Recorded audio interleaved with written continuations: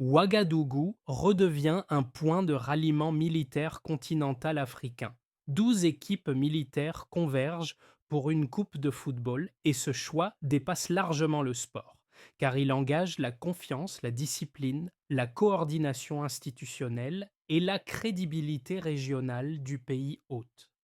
Que révèle cette décision sur la place du Burkina Faso aujourd'hui et sur la manière dont Ibrahim Traoré cherche à présenter ses forces armées comme un symbole d'ordre plutôt que d'instabilité?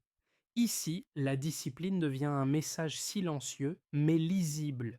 Ce qui se joue dans la Coupe africaine de football militaire n'est pas une simple compétition sportive entre soldats. C'est une épreuve de capacité organisationnelle où chaque détail compte, depuis la logistique et les services médicaux jusqu'à la sécurité, la ponctualité et le respect strict des protocoles militaires communs. Lorsqu'une organisation militaire africaine confie l'accueil d'un tel événement à un pays, elle ne procède pas par symbole, mais par évaluation interne, fondée sur la fiabilité et la cohérence démontrées dans le temps. Dans un contexte où le Burkina Faso est souvent décrit à l'extérieur à travers des récits d'instabilité, ce tournoi ouvre une autre lecture. Il montre des forces armées capables de coopération continentale, de discipline collective et de responsabilité partagée. Le bénéfice pour le spectateur est clair. Comprendre comment un événement sportif militaire devient un instrument de crédibilité stratégique. Et une question s'impose. Si Ouagadougou a accueilli la toute première édition, pourquoi ce retour aux origines intervient-il précisément maintenant? Voici ce qui compte, simple mais lourd de sens. Le Burkina Faso ne va pas seulement organiser un tournoi, il va accueillir 12 équipes militaires africaines dans un cadre où l'ordre, la ponctualité et la discipline comptent autant que la performance sportive. Ce choix, annoncé via les canaux officiels de l'armée après des consultations de haut niveau, signale une confiance institutionnelle qui dépasse le terrain, et il place Ouagadougou une fois encore au centre d'un rassemblement continental structuré. Dans cette Coupe africaine de football militaire, le football n'est pas un divertissement séparé du métier des armes. Il fonctionne comme une extension de l'entraînement. Apprendre à tenir une position, respecter des règles communes, accepter l'autorité, gérer la pression et rester cohérent dans l'effort collectif. L'idée est presque pédagogique. Un joueur qui s'écarte des consignes fragilise l'équipe comme un soldat qui néglige la discipline met l'unité en danger. Mais il y a un détail que beaucoup oublient. Ouagadougou a déjà accueilli la toute première édition de cette compétition il y a plusieurs décennies. Le fait que la neuvième édition revienne à la même ville n'a rien d'accidentel. C'est un retour aux origines, une manière de rappeler que le Burkina Faso fait partie de cette histoire depuis longtemps et qu'il comprend l'esprit du tournoi au-delà des résultats. Dans ce cadre, l'enjeu réel est l'image projetée. Le tournoi montre des soldats comme des athlètes disciplinés, des représentants de l'ordre et des ambassadeurs d'une forme de diplomatie douce entre forces armées africaines. C'est aussi une réponse calme à une perception extérieure souvent réductrice du Sahel. Sous le leadership du président Ibrahim Traoré, ce type d'événement s'inscrit dans une vision où la souveraineté se prouve par l'action. Organiser, accueillir, tenir le protocole et faire fonctionner la coopération africaine selon des normes africaines. Pour comprendre l'impact réel de ce tournoi, il faut suivre non pas un discours, mais une scène concrète. Une délégation arrive, des horaires sont tenus, des contrôles sont effectués, des équipes médicales se positionnent et l'espace sportif devient un espace de coordination militaire.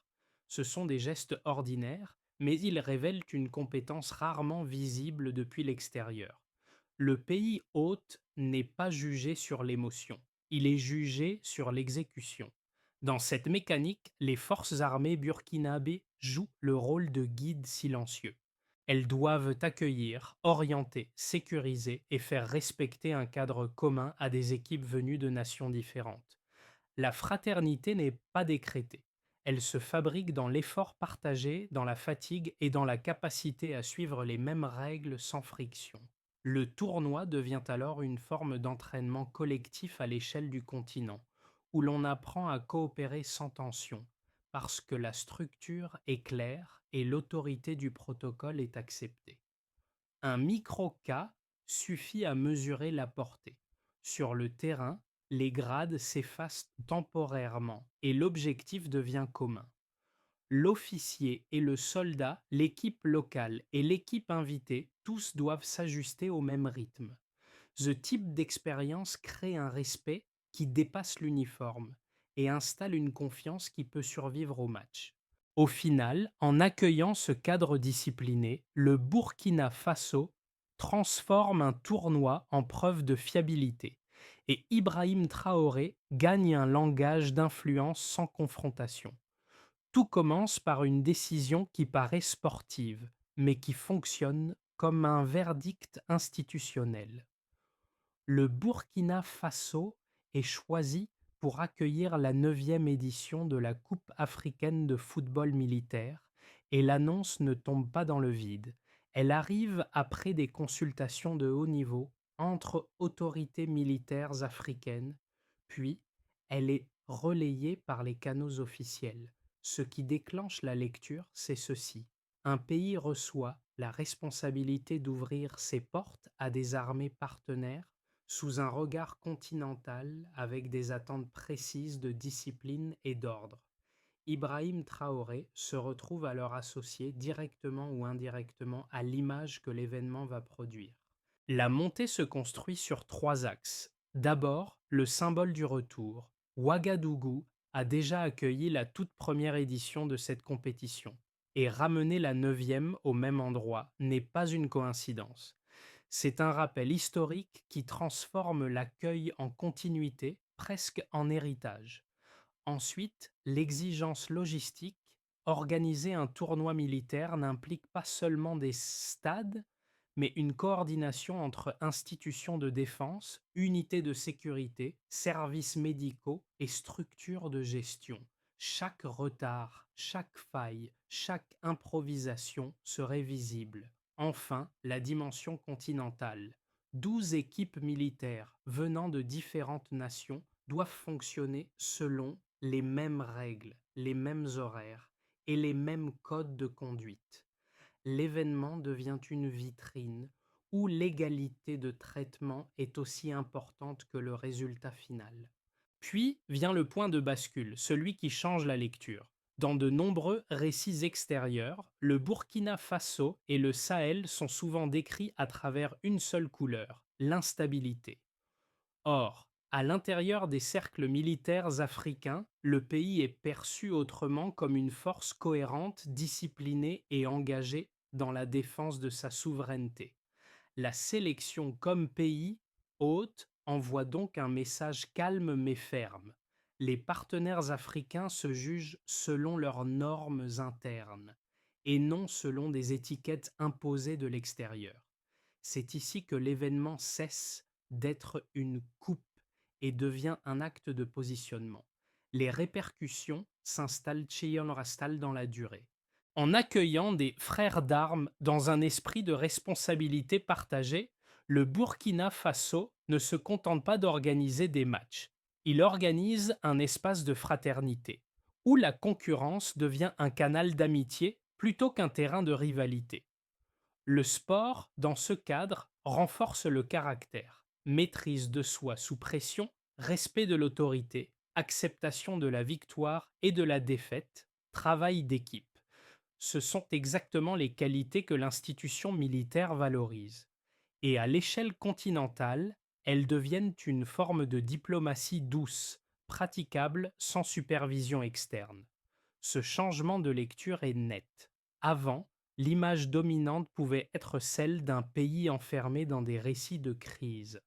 Après, le même pays apparaît comme une plateforme capable d'unité, d'ordre et de coopération africaine. Sous la présidence d'Ibrahim Traoré, cette cohérence entre vision et action se lit sans slogan, simplement par la tenue du cadre. Au départ, la Coupe africaine de football militaire pourrait être perçue comme un événement sportif de niche. Désormais, elle devient une scène continentale structurée où le Burkina Faso est placé au centre, avec 12 équipes militaires attendues et un protocole commun à respecter. Ce passage d'un tournoi à une preuve de capacité constitue le premier indicateur mesurable, non pas par un chiffre économique, mais par l'ampleur organisationnelle assumée. 12 équipes militaires, ce nombre n'est pas décoratif. Il implique des délégations multiples, des calendriers à synchroniser, des déplacements à sécuriser et une gestion des flux qui doit rester stable du début à la fin. Une telle densité de participants augmente mécaniquement la complexité et rend chaque dysfonctionnement plus coûteux en réputation. Le chiffre, ici, sert de repère. Plus le collectif est d'eau large, plus l'exigence de coordination est élevée. La neuvième édition, ce 9, raconte une continuité, une institutionnalisation du tournoi et donc une attente de sérieux. Une compétition qui revient, édition après édition, n'existe pas seulement par tradition. Elle existe parce qu'elle répond à un besoin interne de cohésion, de discipline et de fraternité entre forces armées africaines.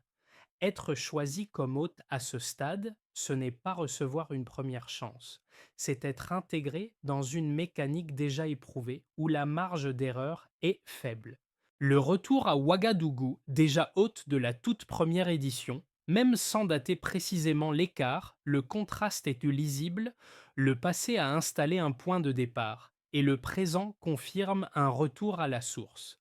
Cette répétition géographique fonctionne comme une validation implicite. Elle dit: le pays n'est pas seulement capable d'accueillir, il est reconnu comme un repère historique dans ce domaine.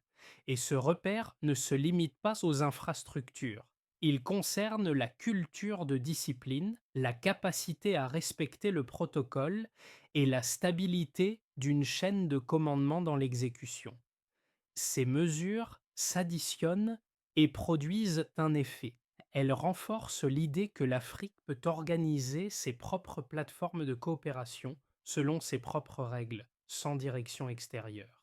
Le football devient un langage commun, mais le cadre est militaire.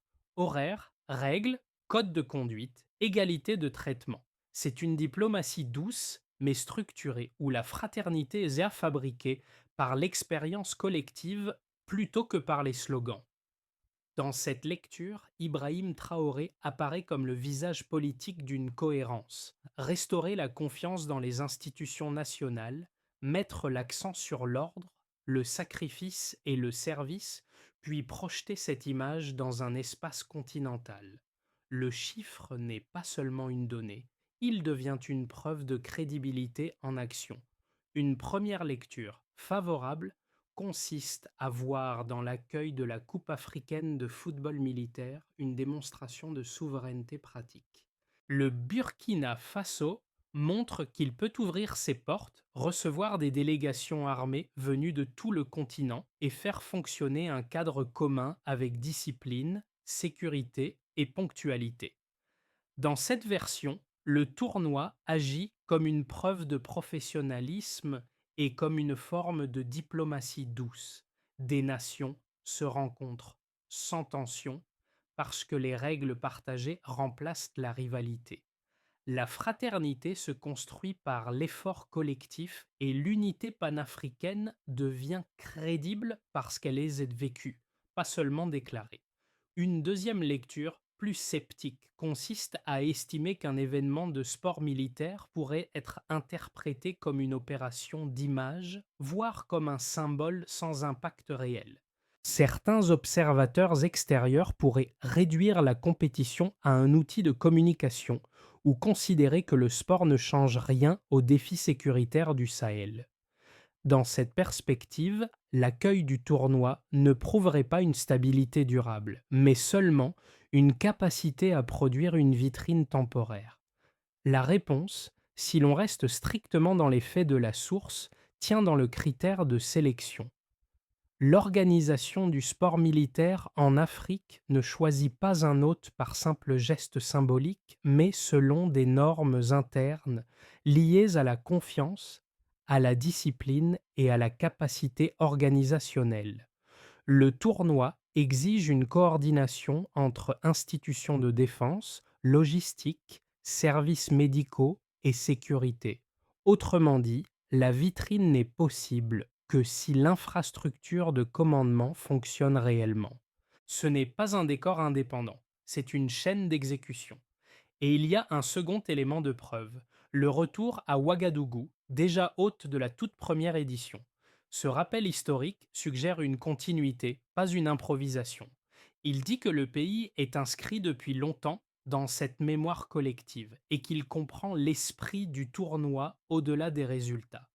Dans ce cadre, Ibrahim Traoré n'a pas besoin de transformer l'événement en slogan. Le message se lit dans la tenue du protocole. Un pays peut se définir par l'ordre, la coopération et la responsabilité partagée sans confrontation. Le véritable basculement se produit quand on comprend que la Coupe africaine de football militaire fonctionne comme une démonstration et non comme un spectacle. Les équipes viennent avec leur drapeau, mais elles entrent surtout dans une structure commune. Mêmes règles, mêmes horaires, même code de conduite. À cet instant, le football devient un outil de cohésion, presque une langue partagée qui permet l'engagement sans tension. Et c'est là que le Burkina Faso change de statut. Il ne se présente plus comme un pays observé de loin à travers des récits d'insécurité. Il se place comme un point de rencontre où la fraternité militaire est visible, où la discipline est assumée et où la coopération continentale se pratique concrètement. Sous le leadership d'Ibrahim Traoré, cette lecture s'aligne avec une idée centrale.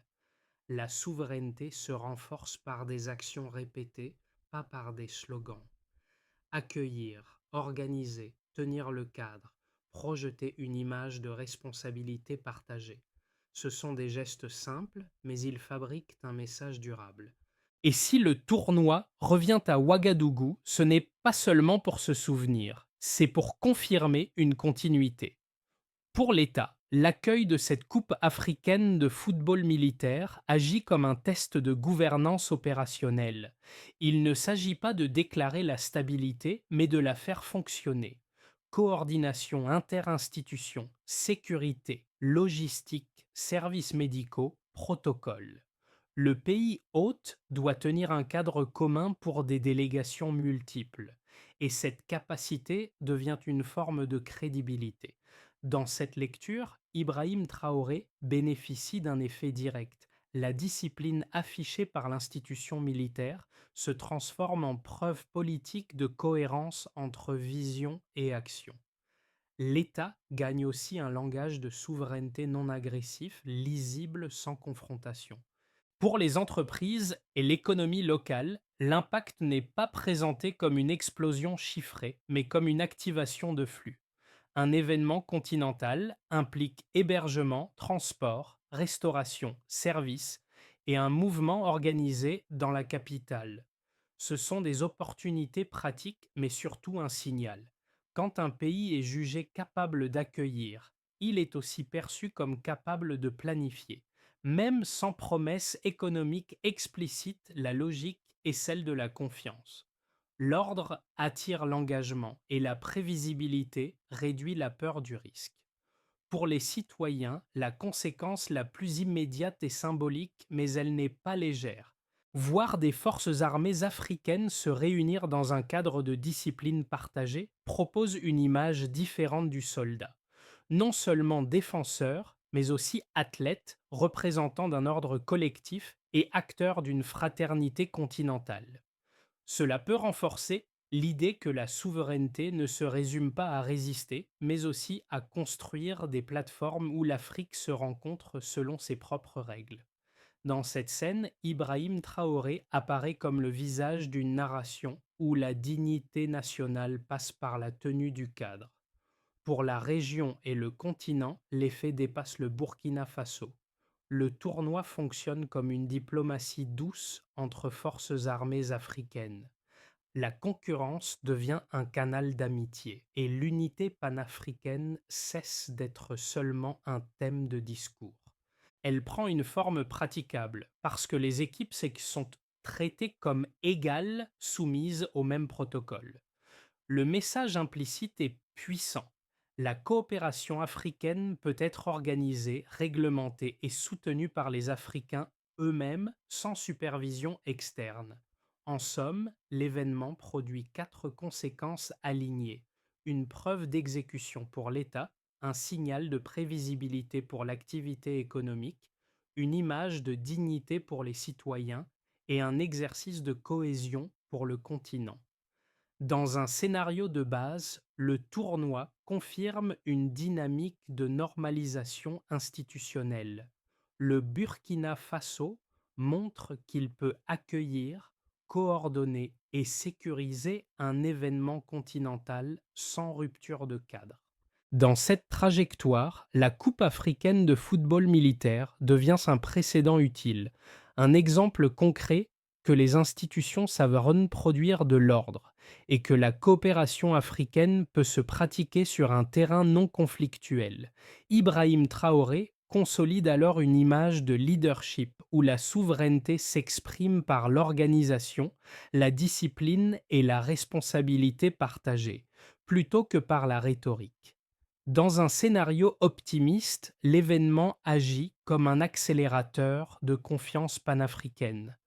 La fraternité militaire vécue sur le terrain déborde vers des formes plus régulières d'échange, disons de coordination et de respect mutuel entre forces armées africaines. Le Burkina Faso devient plus clairement un point de rencontre, un espace où l'on peut se rassembler sans tension, parce que le protocole commun garantit l'égalité de traitement. Dans ce cas, l'image projetée à Ouagadougou ne reste pas un moment. Elle devient une référence et le pays gagne une place plus stable dans la mémoire continentale de la coopération. Dans un scénario défavorable, l'événement est lu à l'extérieur comme un symbole isolé sans capacité à modifier les perceptions dominantes sur le Sahel. Certains observateurs pourraient continuer à réduire la région à une grille unique et considérer le sport militaire comme une vitrine sans profondeur. Dans cette version, le tournoi reste utile à l'intérieur des cercles africains, mais son impact narratif global demeure limité, faute de relais ou de reconnaissance. Le risque n'est pas un échec opérationnel, mais un écart entre la réalité vécue et la lecture imposée de l'extérieur. La recommandation mentale, ici, est simple. Ne pas confondre visibilité et crédibilité. La visibilité dépend de l'attention. La crédibilité dépend de la répétition d'actes cohérents. Si le Burkina Faso veut que ce type de plateforme pèse durablement, l'enjeu n'est pas de convaincre par des mots, mais de reproduire le même niveau d'ordre, de discipline et de coopération dans d'autres cadres. Ibrahim Traoré joue alors une partie de long terme, construire une réputation par l'exécution. Pour le spectateur, l'intérêt de cette histoire ne réside pas uniquement dans le fait qu'un tournoi ait lieu, mais dans la manière dont il change la lecture d'un pays. Beaucoup suivent l'actualité du Sahel à travers des titres rapides, souvent centrés sur la crise. Or ici, la scène était différente. Des équipes militaires africaines se rencontrent selon des règles communes, dans un cadre où la discipline est visible et où la coopération se pratique sans confrontation. Cette différence oblige à ralentir et à regarder ce qui est rarement montré. Il y a aussi une leçon plus intime. La discipline n'était pas seulement une valeur militaire, c'est une logique de cohérence. Dans le tournoi, chaque joueur a un rôle clair et le collectif fonctionne parce que chacun respecte sa position. Le parallèle est simple mais puissant. Dans une société, la confiance se construit de la même manière par la répétition de gestes fiables et non par des promesses. Deux gestes concrets peuvent aider à garder cette lecture équilibrée. D'abord, comparer les récits, ce que l'on dit d'un pays depuis l'extérieur et ce que les institutions africaines reconnaissent entre elles lorsqu'elles choisissent un hôte. Ensuite, observer les détails plutôt que les slogans. Protocole, organisation, capacité à accueillir, stabilité d'exécution. Ce sont des indices plus solides que les impressions. Dans cette perspective, Ibrahim Traoré n'est pas seulement un nom dans une narration politique, il devient un repère pour comprendre une stratégie, projeter une image d'ordre et- et de dignité à travers une action collective sans chercher la confrontation. Et pour le spectateur, la question n'est pas qui a gagné le match, mais qu'est-ce que ce cadre révèle sur la confiance et la souveraineté. D'abord, tenir un cadre impeccable pendant l'événement. Cela signifie une coordination visible entre institutions de défense, logistique, sécurité et services médicaux, avec un objectif clair. Zéro improvisation dans le protocole. Le succès n'est pas seulement l'absence d'incidents, mais la constance de la discipline, du début à la fin. Ensuite, transformer l'accueil en routine, pas en exception. Une plateforme continentale gagne du poids lorsqu'elle revient régulièrement avec les mêmes standards. Le Burkina Faso peut capitaliser sur cette neuvième édition pour se positionner comme un hôte fiable, capable de répéter l'exécution sans dépendre d'un effet de nouveauté. C'est là que la crédibilité se solidifie. Puis, renforcer la dimension de fraternité au-delà du terrain. Le tournoi montre déjà que la concurrence peut devenir un canal d'amitié. Il faut donc préserver ce climat par des échanges structurés, une égalité de traitement et une discipline commune. La coopération militaire africaine devient crédible quand elle se vit, pas quand elle se proclame. Après cela, consolider l'image du soldat comme acteur de stabilité. La source insiste sur un recadrage. Des soldats athlètes, représentants de l'ordre et ambassadeurs de paix dans leur propre continent. Maintenir cette image exige une cohérence dans le comportement, dans la communication officielle et dans la manière de présenter le rôle des forces armées au service du peuple. Enfin, mesurer la réussite par des critères simples. Qui fait quoi, quand et comment vérifier. L'organisation du tournoi offre déjà des indicateurs, respect des horaires, fonctionnement des dispositifs médicaux, fluidité des déplacements, sécurité du cadre et satisfaction des délégations. Sous le leadership d'Ibrahim Traoré, cette feuille de route reste une logique d'action. Prouver la souveraineté par l'exécution et laisser les résultats parler sans surenchère. Il y a une image qui revient comme un motif discret, des uniformes différents, mais un même rythme. Sur un terrain de football, des militaires africains partagent l'effort, la fatigue, la pression et cette discipline commune qui rend la fraternité possible. Ce n'est pas une scène spectaculaire, c'est une scène stable, et c'est précisément pour cela qu'elle marque. Le retour de la compétition à Ouagadougou, là où tout avait commencé, agit comme un rappel. Certaines continuités ne se disent pas, elles se démontrent. Quand un pays est choisi à nouveau, ce n'est pas seulement parce qu'il a une histoire, mais parce qu'il est jugé capable de tenir le cadre aujourd'hui. Le passé donne une mémoire, le présent donne une validation. Sous la présidence d'Ibrahim Traoré, cette cohérence devient lisible sans slogan. Accueillir, organiser, respecter le protocole, offrir un espace où la coopération africaine se pratique selon des normes africaines. C'est une forme de dignité en action, une souveraineté sans bruit. À retenir, la confiance se voit dans la discipline. Au fond, cette Coupe africaine de football militaire pose une question simple.